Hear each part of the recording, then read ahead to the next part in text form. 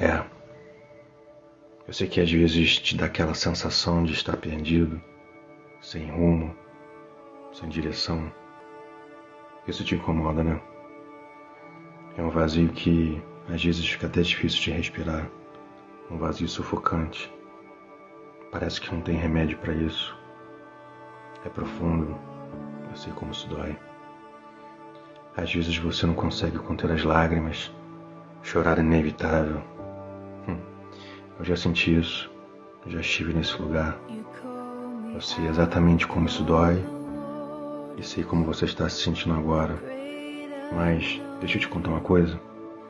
No dia que você descobrir quem você é, qual é o seu papel nesse mundo, o que você precisa fazer, esse sofrimento vai acabar. Levanta essa cabeça.